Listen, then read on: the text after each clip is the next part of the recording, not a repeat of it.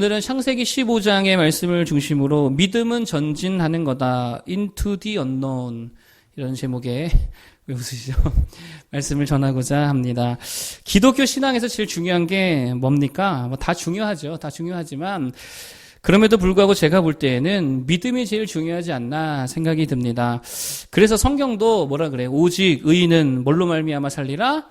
믿음으로 말미암아 살리라 함과 같더라 이렇게 이야기하잖아요. 그러니까 죽고 사는 문제는 뭐의 문제라는 거예요? 믿음의 문제잖아요. 보세요. 사랑 때문에 우리가 지옥 갑니까? 그건 아니잖아요. 뭐 소망의 문제 때문에 뭐 지옥 갑니까? 그렇지 않죠. 근데 믿음의 문제로는 지옥 가죠. 믿음 없으면 지옥 가는 겁니다. 순종의 문제 아닙니다. 헌신의 문제 아닙니다. 더 근본적인 문제는 뭐의 문제라는 거예요? 믿음의 문제라는 게. 그러니 믿음이 제일 중요하다라고 저는 생각합니다. 그래서 오늘은 믿음에 대해서 몇 가지를 좀 말씀드리고자 합니다. 첫 번째 믿음이 뭐냐? 두려워하지 않는 게 아니라 두려움 속에서도 기도할 줄 아는 게 믿음이다라고 하는 거예요. 다시요. 믿음은요, 두려워하지 않는 게 믿음이 아니라 두려움 속에서도 기도할 줄 아는 게 믿음이더라라고 하는 것입니다. 여러분, 인간은 감정적인 동물이잖아요. 감정이 뭡니까? 감정의 특징이 있지요. 업앤다운이 있어요, 없어요? 그게 감정이라는 거예요. 업앤다운이 있습니다. 여러분, 만약에 늘 업만 되어 있다. 이걸 뭐라 그래요? 어떤 사람이 늘 업만 돼 있어. 이거 뭐라 그래요? 조증이라고도 하고 쉽게 말하면 정신병이죠. 늘 업만 돼서 이거 정신병이지. 이거 정상이 아니잖아요. 늘 다운만 돼 있다. 이거 뭐라 그래요? 이거 우울증이라고 그러고. 그러니까 건강한 인격은 뭐가 있는 거예요? 업앤다운이 이게 적당하게 있는 게 건강한 모습이지요.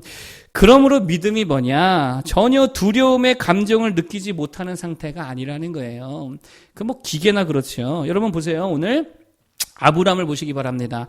자, 지난주에 우리가 14장을 보았는데 아브람이 되게 호기 좋게 되게 믿음 좋은 말을 선포하잖아요. 그게 23절이지요. 지난주를 생각하면서 다시 한번 23절 읽어보겠습니다. 14장 23절 시작. 네 말이 내가 아브람으로 치부하게 하였다 할까 하여 내게 속한 것은 실한 오락이나 들매끈 한 가닥도 내가 가지지 아니하리라. 아멘. 이게 무슨 말입니까? 나는 하나님이 다 책임져 주니까 네 도움 필요 없어. 이 돈 다 너 가져가. 안 도와줘도 돼. 뭐 그런 거잖아요. 나는 하나님께서 책임져 주신다. 하나님이 복 주신다. 뭐 이렇게 지금 아주 호기 좋게 믿음의 말을 선포했다라고 하는 것입니다. 그런데 이 믿음이요, 또 오래 갑니까? 인간의 믿음이라는 게 되게 좋을 때도 있지만 또 그렇지 않을 때도 있다라고 하는 거예요. 이렇게 말해놓고서 15장 1절에 보니까 뭐라 그래요?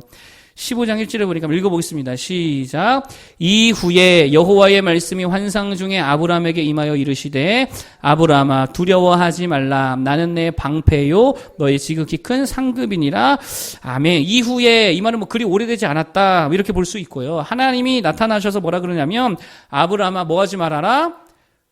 두려워하지 마라. 그러니까 지금 아브람이 뭐 하고 있다는 거예요? 두려워 떨고 있다는 거예요. 여러분 보세요. 말은 되게 믿음 좋은 말 뱉어냈잖아요. 하나님이 다 책임지십니다. 하나님이 다 먹여주십니다. 하나님이 다 회복하시고 붙들어주시고 온전케 해주십니다. 나와 함께 하십니다. 됐습니다. 괜찮습니다. 나는 하나님이면 예수님이면 충분합니다. 되게 믿음 좋게 말은 해놨는데 얼마 지나지 않아 뭐 하고 있더라? 두려워하고 있더라. 이게 사람이라는 거예요. 여러분 그런데 가만히 보면 그럴만 해요 안 해요? 우리의 삶을 보세요. 그럴만 해요 안 해요? 그럴만 하잖아요. 보세요. 아브람 보세요. 전쟁 치르고 왔단 말이죠.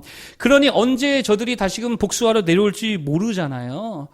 그러니까 두려움이 있을 수 있겠지요. 게다가 아브람이 지금 땅이 있습니까? 뭐가 있습니까? 그리고 뭐 자기 고향도 아니잖아요. 그렇다고 믿을 만한 자신의 자손들이 있습니까? 가족들이 있습니까? 친척들이 있습니까? 아무도 없다는 거예요. 다 자기 밑에 누구만 있어요? 용병들만 있어요. 용병들. 용병들의 특징이 뭡니까? 무조건입니다. 돈 안 주면 싸워요, 안 싸워요? 용병들은요, 돈 안 주면 싸우지도 않습니다. 용병들은요, 돈 안 주면요, 다 도망가 버립니다. 그리고 지들끼리 작당해서 언제 주인을 암살할지도 모르잖아요. 저놈만 죽이면 우리가 나머지 다 나눠 갖자. 그러니 두려워요, 안 두려워요? 두렵잖아요. 그러니까 하나님께서 오자마자 내가 너의 뭐가 된다? 방패가 된다. 걱정하지 마라. 이렇게 이야기하고 있다는 것입니다. 그러니 아브라함이 두려워하는 게 사실 되게 당연할 수 있다라고 하는 것입니다. 우리도 마찬가지죠. 믿음의 간증을 해놓고도 뭐 감사절에 이럴 때 감사의 간증, 믿음의 간증 하나님께서 함께해 주셨습니다. 막 눈물 흘려가면서 간증해 놓고도 돌아서면 두렵습니까? 안 두렵습니까? 두려울 때 있잖아요. 걱정과 근심에 쌓일 때 있잖아요.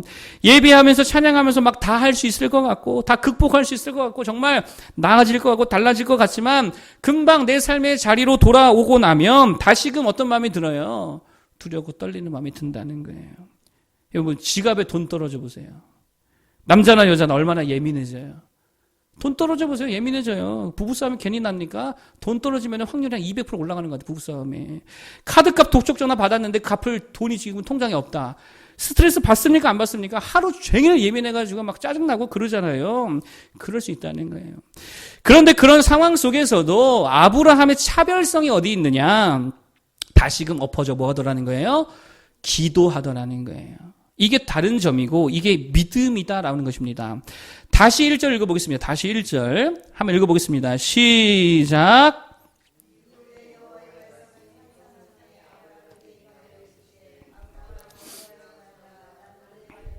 너의 지극히 큰 상급이니라. 아멘. 여호와의 말씀이 뭐 하는 중에 임했다고요? 환상 중에 임했더라. 여러분 환상 중에 임했다는 말이 무슨 말이에요? 자다가 임했다는 말이에요? 아니죠. 자다가 뭐 꿈꿨다고 하면 꿈꿨다고 말하겠죠. 요셉 꿈꿨어 안 꿨어요? 요셉 꿈꿨다 그러잖아요. 또 12절에 보니까 12절 한번 보겠습니다. 12절 시작. 해질 때에 아브라함에게 깊은 잠이 임하고 큰 흑암과 두려움이 그에게 임하더니 잠을 잤을 때 잠잤다고 얘기하잖아요. 그러니까 환상 중에라는 말은 잠을 잤다는 말이 아니라 아브라함이 깊은 기도 중에 있었다라고 하는 것이죠. 그렇게 깊이 기도하는 중에 환상 가운데에 하나님이 임하셔서 말씀해 주시더라는 거예요. 아브라함은 두려움 가운데 뭐 했다고요? 깊이 기도했다는 거예요. 이게 믿음이다라고 하는 것입니다. 두려움이 왔지만 걱정과 근심이 왔지만 아브라함은 또다시 뭐 했다고요? 기도했다는 거예요. 기도하는 모두가 되길 바라겠습니다. 믿음이 뭡니까? 두려움이 전혀 없는 상태가 아니라는 거예요. 막 긍정적인 사고로 불타올라가지고 나는 할 수 있다, 하면 된다, 해보자.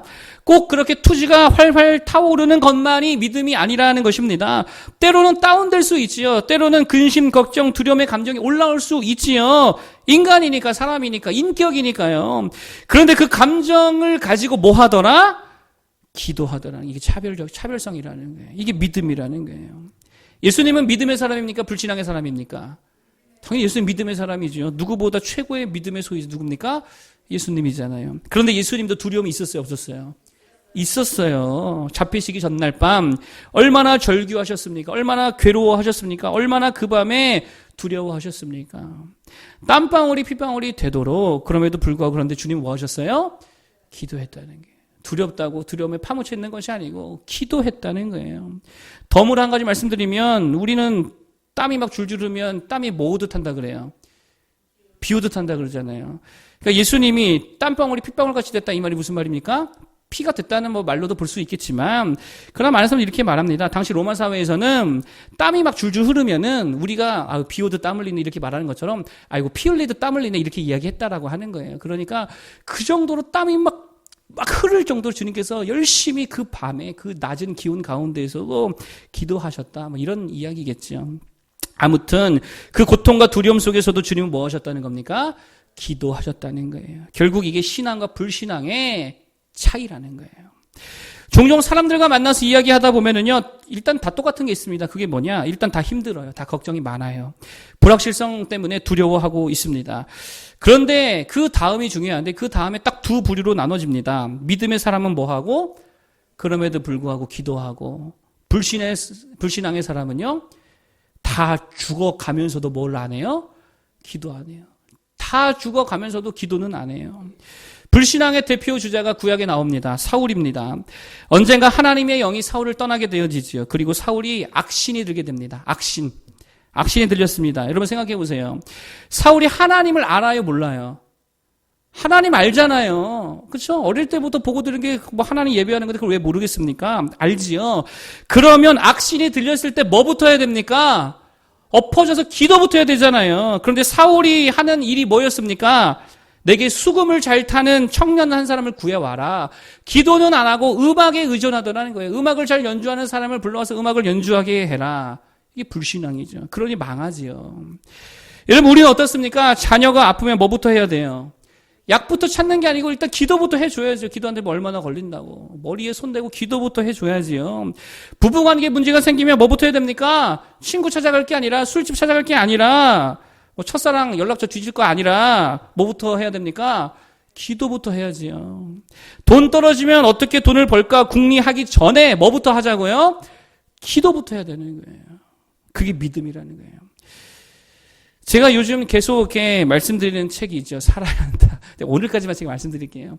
살아야 한다, 나는 살아야 한다. 거기 보면 주인공의 아버지가요. 이 주인공의 아버지가 유태인인데 하도 말해가지고 제가 이제 배경 설명 많이 못하겠습니다. 그냥 들으세요. 유태인인데 홀로코스트를 견뎌가지고 되게 살아남거든요. 근데 이 주인공의 아버지가 이 아들에게 살아남기 위한 중요한 원칙을요. 이 주인공이 15살 때 이야기해 줍니다. 그 원칙이 뭐였냐면 이런 거예요. 이렇게 말합니다. 독일인들에게 잡히거든 무조건 도망치고 무조건 탈출해라. 이렇게 말하면서 그 다음에 뭐라고 말하냐면 이렇게 말해요. 첫 번째 기회를 무조건 잡아라. 첫 번째 기회가 최고의 기회다. 이렇게 이야기하고요. 이 아들이 이 원칙을 철저하게 지켜가면서 끊임없이 탈출하고 끊임없이 생존해 가는 이야기라는 것입니다. 여러분, 위기 속에 우리가 붙들어야 될 첫 번째 기회가 뭘까요? 우리에게 있어서. 우리가 붙들어야 될 첫 번째 기회가 뭡니까? 기도라는 거예요. 이 최고의 기회를 절대 놓치지 않는 모두가 되길 바라겠습니다. 뭔가 문제가 터졌을 때 무슨 말부터 해야 됩니까? 아, 망했다. 라는 말보다, 아, 큰일 났다. 라는 말보다, 주여 은혜를 주옵소서. 기도의 말부터 해야지요. 이게 첫 기회를 잡는 거 아니겠습니까? 여러분, 며칠 만에 코로나 확진 그 환자 수가 3자리가 되어져요. 깜짝 놀랐습니다. 제가 며칠 뉴스 안 보다가 봤더니, 갑자기 많이 늘어서 제가 너무 깜짝 놀랐는데, 그 소식을 듣고 첫 반응이 뭐가 돼야 돼요? 아, 이놈의 신천지 새끼들. 이게 아니라 뭐부터 하라고요? 기도부터 해야죠. 불만을 쏟아내고 원망부터 할 것이 아니고 짜증내고 분노할 것 먼저 뭐부터 하자고요? 기도부터 하는 게 믿음인 줄로 믿습니다. 그 첫 기회를 살려야지. 기도로 살려야지요. 그래서 매일매일의 첫 기회로 기도하는 게 뭐예요? 새벽 기도죠. 아침에 첫 번째 나에게 주어지는 기회를 기도로 삼는다. 이게 새벽 기도잖아요. 일주일에 첫 주어지는 첫날을 기도하는 기회로 삼는다. 이게 뭐예요? 주일 예배죠. 1년의 첫날을 기도하는 기회로 삼는다. 이게 뭐예요? 송구영신 예배죠. 또 뭐가 있어요?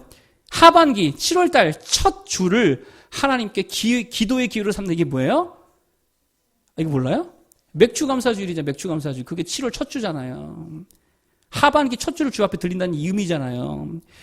그러니까 여러분, 다른 거 다 몰라도 이 첫 기회만 다 잡아도요, 큰 은혜와 능력과 축복을 받게 될 줄로 믿습니다. 송구영신, 52주 주일 예배, 맥주감사 예배, 그리고 뭐요? 매일의 새벽 예배. 아, 이거 해보세요. 그럼 하나님 은혜 주시죠. 절망과 두려움 속에서 첫 기회 놓치지 말고 정말 기도하는 모두가 되기를 바라겠습니다. 첫 반응 무조건이에요. 기도로 반응하는 모두가 되기를 바라겠습니다. 이게 믿음이다라고 하는 것이고. 두 번째로 믿음이 뭐냐? 두 번째로 믿음은 이런 겁니다. 약속된 거를 구하는 게 믿음이라는 거예요. 뭐를 구하라고요? 약속해 주신 것을 구하는 게 믿음이라는 거예요. 자, 2절 보겠습니다. 2절 시작. 아브라함이 이르되 주 여호와여 무엇을 내게 주시려 하나이까? 나는 자식이 없사오니 나의 상속자는 이 다메섹 사람 엘리에셀이니이다. 아멘. 자, 아브라함이 지금 되게 돌려 말하고 있는데 지금 아브라함이 하는 말이 뭘 달라는 거예요? 아들 달라는 거잖아요. 돌려 말했지만 이거 그냥 그 진의를 우리가 생각해 본다면 하나님 아들 주십시오. 이 말이잖아요. 그런데 무턱대고 달라는 게 아니라는 거예요. 뭐를 근거로 달라고 하고 있는지 아십니까? 하나님의 약속을 근거로 달라고 하고 있다는 거예요. 하나님 먼저 주신다고 했어요? 안 했어요? 했어요? 확실히 했어요? 그 뒤에 나온 이야기 아닙니까? 12장 2절. 12장 2절을 보겠습니다. 12장 2절. 한번 읽어보겠습니다. 12장 2절. 시작.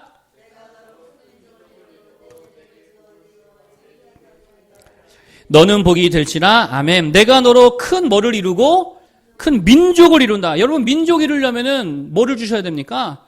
자손을 주셔야 될 거 아니에요. 그러니까 하나님께서 이미 약속해 주셨다고요. 그러니까 아브라함은요, 이 약속을 붙들고 있었다는 거예요. 그리고 하나님께서 내가 너에게 뭘 주기를 원하느냐, 이런 의도로 말을 했더니 아브라함이 대뜸 하는 말이 뭐라고요? 아들 주신다 그랬잖아요. 큰 민족 이루게 해주신다 그랬잖아요. 그런데 나는 지금 상속자가 엘리에셀밖에 없습니다. 약속을 붙들고 구하고 있다라고 하는 거예요. 여러분, 그게 믿음이다라고 하는 것입니다. 여러분, 그러니까 아브라함은요, 지금 그냥 자기 욕심 따라 구하고 있는 게 아니라는 거예요. 뭐를 붙들고 있다고요? 하나님의 약속의 말씀을 붙들고 있다는 거예요. 주님 주신다 그랬잖아요. 왜 안 주세요? 주신다 그랬잖아요. 약속대로 주셔야죠. 지금 그 얘기하고 있다는 거예요. 응답받는 기도의 특징이 뭡니까? 말씀 붙들고 기도하는 게 특징 아닙니까? 5만 번 응답받은 조지 밀러의 기도의 특징이 뭐라 그래요? 성경 찾아가면서 기도했다는 거 아니에요.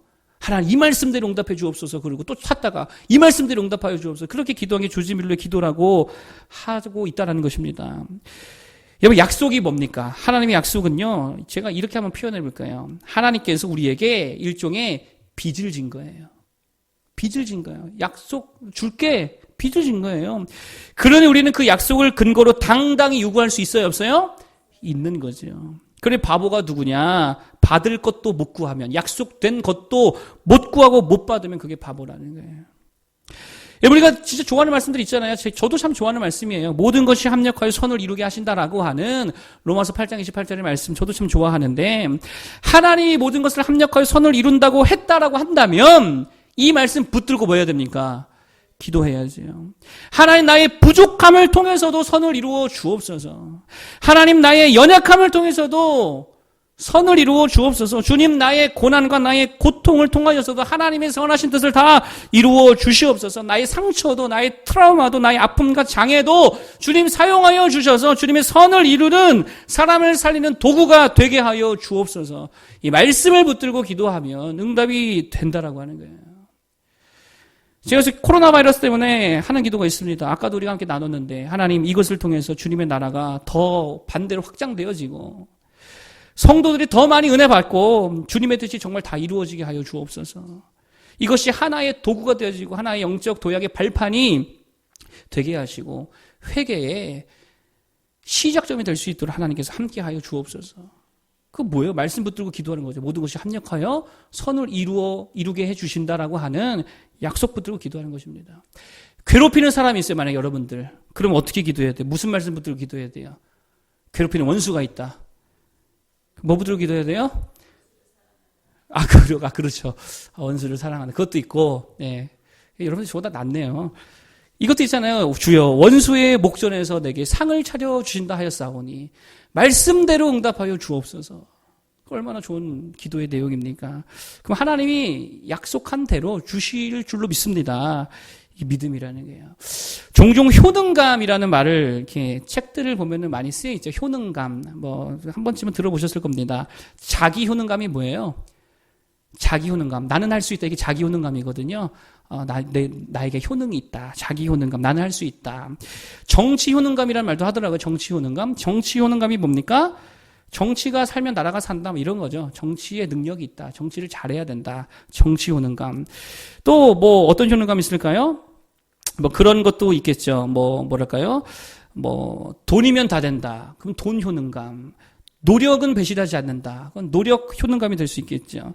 또 어떤 사람은 숟가락 효능감, 흙수저 그 수저할 때. 그래서 출신, 배경, 환경, 조건. 그거 중요하다. 우리는 어떤 효능감을 가져야 될까요? 말씀의 효능감 가져야죠. 기도의 효능감 가져야죠. 약속 효능감, 하나님의 약속이 효능이 있습니다. 이거 붙들고 가질 줄로 믿습니다. 여러분, 제가 요새 느끼는 게 뭐냐면 이런 걸 좀 느껴요. 하나님께서 왜 이렇게 기도에 정확하게 응답을 잘해 주실까? 제가 지난주에 그런 기도 드렸거든요. 하나님, 제가 설교 잘하고 행정도 잘하고 내가 잘해야만 교회가 부흥된다면 그거 나 때문에 그랬다고 할 거 아닙니까? 그냥 나는 못해도 그저 하나님의 은혜로 부흥되는 교회가 되게 하여 주옵소서. 돌아보니까 이거 약간 좀 잘난 척하는 기도였던 것 같아요. 믿음 좋은 척하는. 제가 이번 주에요. 여러분 뭐 느껴질지 모르겠지만 제가 한 주일 내내 얼마나 힘들었는지 설교마다 다 죽쓰는 거야. 내 느낌에. 새벽 예배 죽서, 수요예배 죽서. 야, 이따고밖에 설교를 못하네. 그러면서 딱 생각이 든 게, 야, 기도가 너의 진심이 아니었잖아. 하나님 그 말씀을 주시더라고요. 그래서 야, 이것도 못할 짓이다. 기도 제목 다시 바꾸자. 그래서 어떻게 이제 다시 바꿨냐면, 주님, 설교도 잘하고, 지혜도 뛰어나고, 행정력도 좋고, 조직관리 운영도 잘하고, 기획도 탁월하게 해주시고, 부흥도 되게 하시고, 대신에 한 가지, 겸손하게 하여 주옵소서. 기도 이렇게 바꿨어요. 이 기도가 더 맞는 것 같아요. 왜냐면은, 뭐, 이게 진실된 기도죠. 하나님, 그런 존재로 쓰임받고, 겸손할 수 있도록 인도하옵소서. 제가 이런 말 하는 이유가 뭐냐? 말씀과 약속을 붙들고 하는 기도, 효능이 있다, 없다? 있다는 거예요. 하나님 다 응답해 주신다라고 하는 거예요. 약속을 붙들고 기도하여서 다 응답받는 모두가 되길 바라겠습니다. 그럼 일단 말씀을 좀 봐야 되겠죠? 좀 알아야겠지요? 여러분 그 말씀 붙들고 기도하여 응답받는 모두가 되기를 바라겠습니다. 마지막 세 번째 믿음이 뭐냐? 세 번째는 비전을 품는 거예요. 믿음이 뭐라고요? 비전을 품는 게. 믿음의 사람은요, 비전을 품는 사람인 줄로 믿습니다. 3절과 4절 한번 읽어보겠습니다. 3절과 4절 한번 읽어주세요. 시작. 아브라함이 또 이르되 주께서 내게 씨를 주지 아니하셨으니 내 집에서 길린 자가 내 상속자가 될 것이니이다.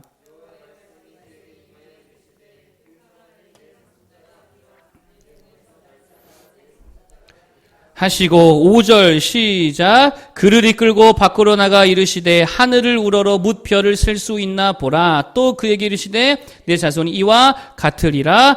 아멘. 한마디로 하나님이 아브라함에게 뭐를 보여주십니까? 비전을 보여주시잖아요. 하늘의 별을 봐라. 네 자손이 이와 같이 되리라. 뭡니까? 비전이잖아요. 그리고 6절에 이 비전을 아브라함이 어떻게 했습니까? 믿음으로 받아들였다는 거예요. 여러분 비전을 품었다는 이야기겠지. 그게 믿음이다라고 하는 것입니다. 여러분 믿음의 사람은 무조건입니다. 비전에 사로잡혀 있다라고 하는 거예요. 비전이 뭡니까? 나아진다는 거죠. 달라진다는 거죠.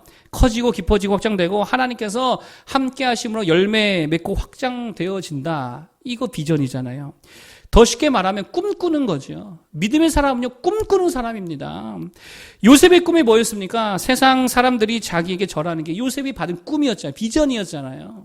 총리로 쓰임받는 게 요셉의 비전이었잖아요. 여러분, 저도 비전이 있습니다. 저의 비전은 뭐냐? 예수늘 교회가 몇 배 부흥하는 게 제 비전일까요?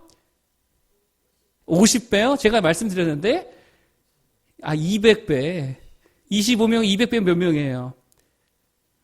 5,000명 아닙니까? 계산 틀린 거 아니죠? 5,000명이잖아요. 이게 비전이에요. 되든 안 되든 그냥 비전을, 그거 환상 보며 가는 거죠.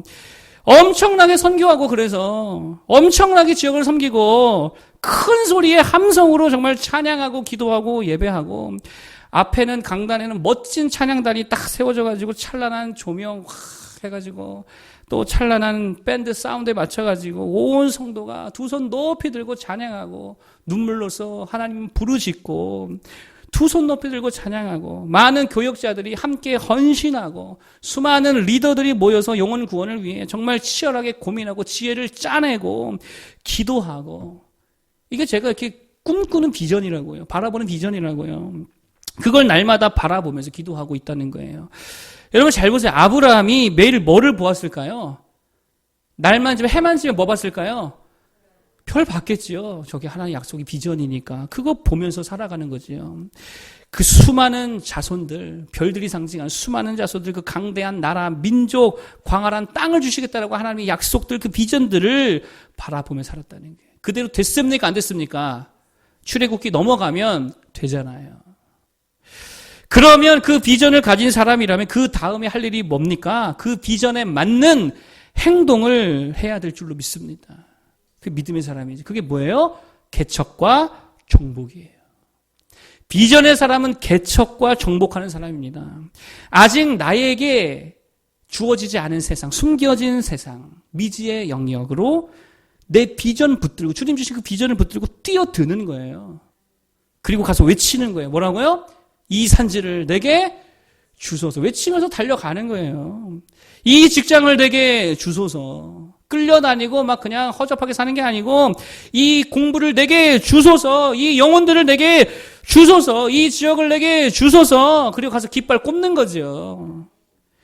비전의 사람과 그렇지 않은 사람의 가장 큰 차이가 뭡니까? 제가 고민해 봤습니다. 뭐가 다를까? 전진성이에요.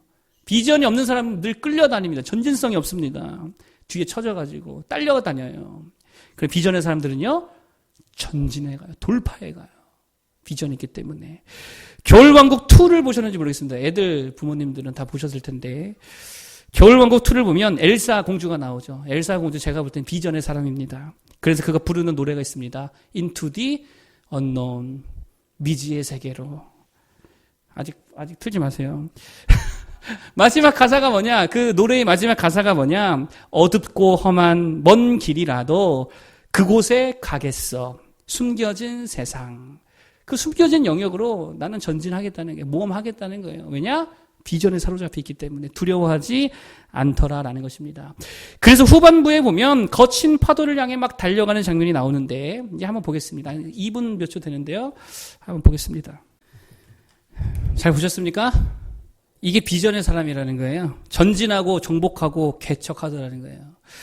자꾸 부딪히는 겁니다. 이러한 모습이 있어야 될 줄로 믿습니다. 여러분, 엘사가 가진 능력이 뭐예요? 팍 하니까 얼음이 나가잖아요. 우리가 가진 능력은 뭐예요? 믿음이잖아요. 기도잖아요.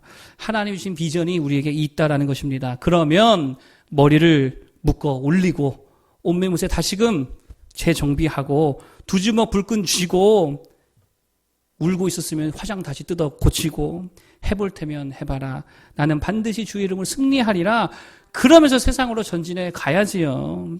그게 직장이든 가정이든 선교 지역이든 전도 사역이든 인간 관계든 내가 다 알지 못하고 익숙하지 않은 그 자리라 할지라도 into the unknown, 그 미지의 세계로 어떻게 하자고요? 전진해 가는 거예요. 왜요? 비전이 있고 우리에게 믿음이 있으니까.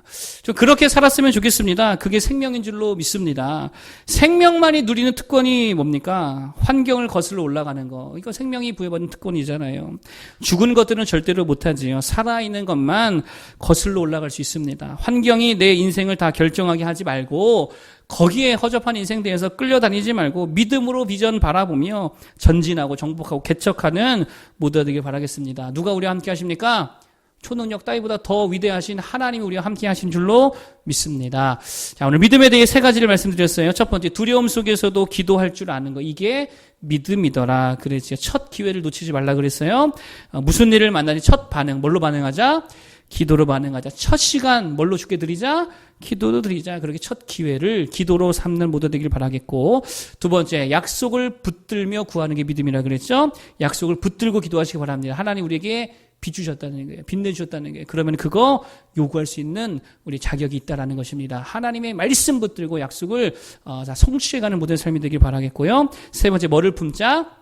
비전을 품자. 하나님은 비전을 주십니다. 그에 맞는 행동을 해야 되겠지요. 전진하고 정복하고 개척하고 미지의 세계지만 잘 모르는 영역이라 할지라도 그곳에 가는 거예요. 달려가는 거예요. 전진하는 것입니다. 뭐 붙들고요? 믿음 붙들고 비전 붙들고 옷매무새 다시 하시기 바랍니다. 화장 다시 고치기 바랍니다. 그리고 이 믿음 가지고 다시 도전에 승리하는 모두 되기를 바라겠습니다.